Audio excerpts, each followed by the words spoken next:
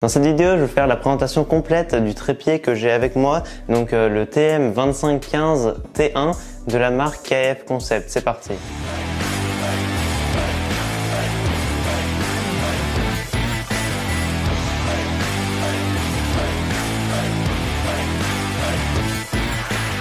Quand on reçoit le trépied, il arrive dans cette petite sacoche de transport, donc qui est assez pratique si jamais on n'a pas forcément de sac pour le transporter. Mais c'est vrai que quand on a un sac spécial photo, ça va pas être d'une grande utilité.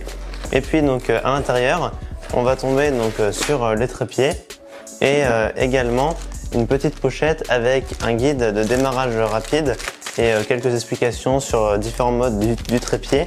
Et puis également une clé pour pouvoir resserrer le trépied si besoin.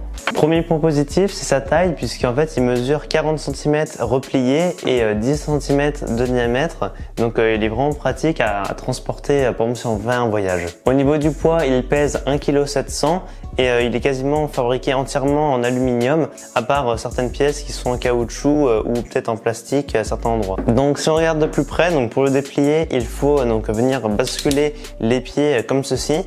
Et donc ensuite on vient bloquer les attaches avec un petit système d'attache. Donc il va avoir 3 tailles disponibles. Il y a un petit loquet donc qui va venir bloquer. Et puis ensuite donc pour le déplier, on a un système de petites vis comme ça qui vont permettre de déplier. Donc il va en avoir 4 et ça va permettre de déplier entièrement le trépied. Donc une fois que les 3 pieds sont dépliés, ils mesurent 1,35 m mais on n'est pas à la taille maximale parce qu'éventuellement on peut venir dévisser donc une autre vis qui va permettre de le faire monter un petit peu et qui va atteindre 1,55 m. Et puis si on veut, il y a même une troisième augmentation qu'on peut faire et qui cette fois donc va nous emmener à un trépied à quasiment 1,70 m et du coup c'est assez pratique par exemple pour des interviews, ça permet vraiment de filmer à hauteur d'homme. Un des très bons points de ce trépied, c'est qu'on va pouvoir venir le basculer pour le faire passer à 90 degrés et ce qui va permettre de pouvoir faire un plan en top shot. C'est vraiment pratique par exemple si on veut faire des unboxings. D'ailleurs dans ma dernière vidéo où je présente le petit micro cravate, j'ai justement utilisé ce système pour pouvoir filmer l'unboxing en top shot.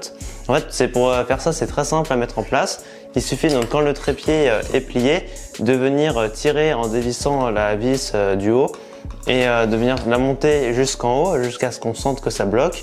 Et puis après, donc, on peut venir le sortir à 90 degrés et puis cette fois donc le replier jusqu'au petit marquage stop. Ensuite, on revient visser et puis donc là, cette fois, ça y est, c'est bien fixe. Par contre, éventuellement, si jamais il y a un manque de poids parce que la caméra est trop lourde, on peut venir fixer un support plus lourd pour empêcher que le trépied bascule. Donc ensuite, pour fixer la caméra, on a un petit plateau rapide avec un filetage 1/4 de pouce donc pour fixer les caméras.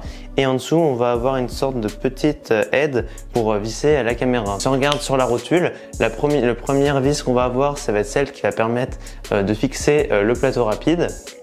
Ensuite, on va avoir celle qui va permettre de bouger la rotule qui est juste en dessous et donc qui va permettre de choisir un peu l'orientation de la caméra et de serrer ou desserrer la rotule. Ensuite, on va avoir une autre petite vis qui va permettre le déplacement panoramique du trépied. Et donc c'est assez pratique parce qu'on a une sorte un peu de résistance mécanique et ce qui permet de faire des mouvements assez fluides avec ce mode panoramique. Et si on veut, on peut également venir totalement dévisser la rotule et l'enlever pour la remplacer par une autre. Si on continue en dessous, on a donc le fameux système qui va permettre donc de déplacer la caméra à 90 degrés vers le bas et donc la serrer. Et puis également une autre vis pareil panoramique mais qui cette fois-ci est donc plus simple et qui permet donc d'orienter le bras. Un autre point qui est vraiment bien sur ce trépied, c'est que si on veut, on va pouvoir venir inverser le bras principal et venir le mettre dans l'autre sens. Et donc pour cela, il va suffire en fait de dévisser la partie qui est en bas et puis après, on va pouvoir dévisser le bras central et venir le mettre dans l'autre sens.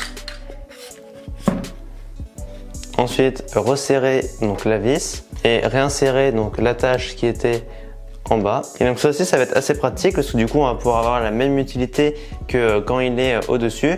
Et donc, si on veut, on va pouvoir donc venir mettre pareil la rotule à 90 degrés et pouvoir vraiment faire, si on le souhaite, des plans vraiment proches du sol. Encore une autre fonction qui est disponible sur ce trépied, c'est le mode monopode, parce qu'effectivement on va pouvoir dévisser un des pieds et pouvoir, pareil avec donc la barre centrale du dessus, on va pouvoir la dévisser pour la transformer en un monopode avec une des 3 barres du sol et de la barre centrale.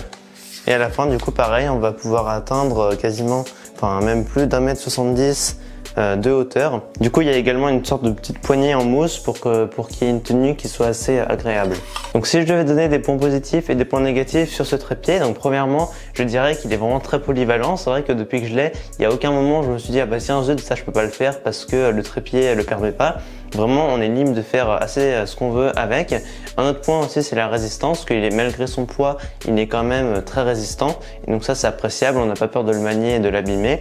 Et par contre, au niveau des points négatifs, donc j'en ai trouvé 2. C'est le premier, c'est qu'en fait, quand on va venir le replier, du fait qu'il y ait beaucoup d'attaches sur le dessus, à chaque fois, quand on le replie, il y a un risque que les pieds ne se mettent pas parfaitement et qu'ils cognent contre une des attaches. Et ce qui fait qu'on va devoir en fait tout tourner pour pouvoir le revisser correctement. Là par exemple, il est pas très bien mis. Du coup, je vais devoir un petit peu tout modifier pour qu'il se mette bien.